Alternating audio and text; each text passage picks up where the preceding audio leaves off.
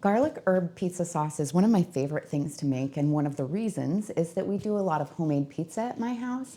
We also do breadsticks, and I'll use it for a marinara, as well as there's like the sausage cheesy bread that I make that I use the marinara on, and I just think it's so great because it has so much flavor to it.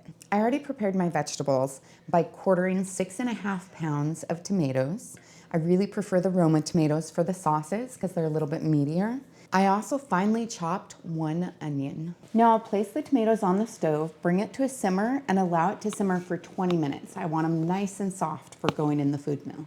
While my tomatoes are softening, I'll go ahead and cook up my 1 onion with 1/4 of a cup of garlic. This garlic is minced. Mine's pre-done.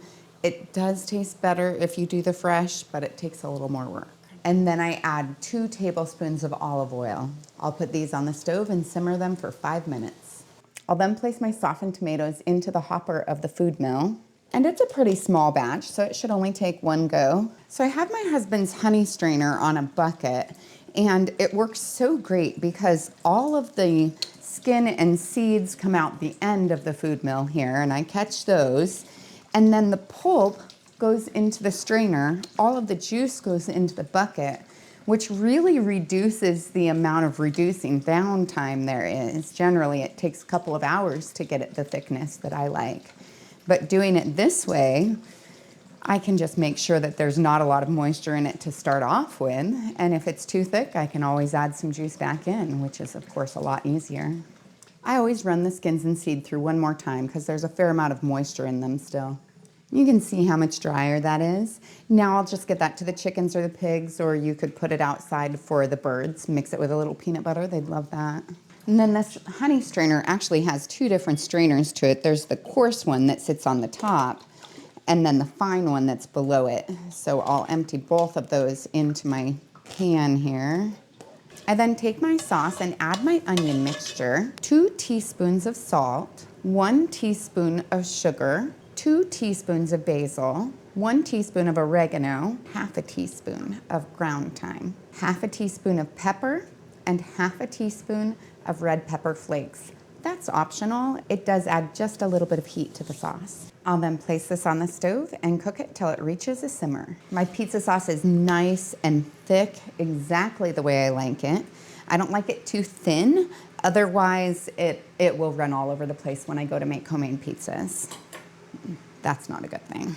So then I'll fill up my 1/2 pint jars till they're 1/2 inch of headspace, which is the space from the top of the food to the top of the jar. This should do about 6 1/2 pints. Every time it's gonna be just slightly different, depending on how much you cook it down, etc.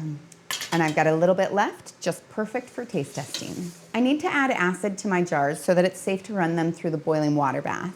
I could do half a teaspoon of lemon juice in each jar, but it does make it a little bit thinner because of the added liquid. So what I prefer to do is just 1/8 of a teaspoon of citric acid.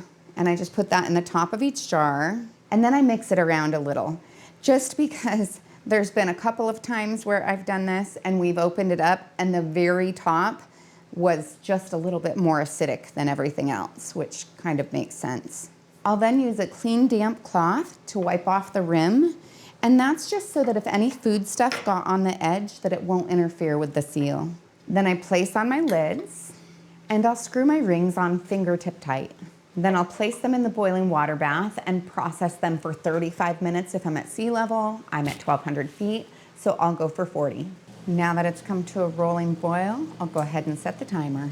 Now that the timer has gone off, I'll go ahead and take off the lid, turn off the temperature, and then I'll let it cool down for 5 minutes. Now I'll take my jars out of the canner and I'll space them about 1 to 2 inches apart.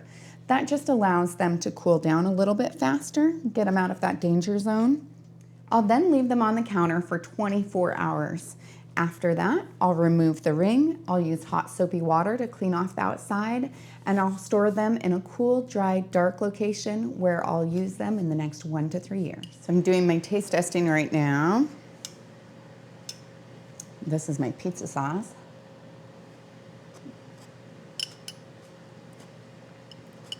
Okay, and the flavors that really stand out, I get the garlic, I get the basil, the thyme, the oregano. Oh, and right at the back end, a little bit of that heat. Sometimes my kids don't like that as much, so keep that in mind.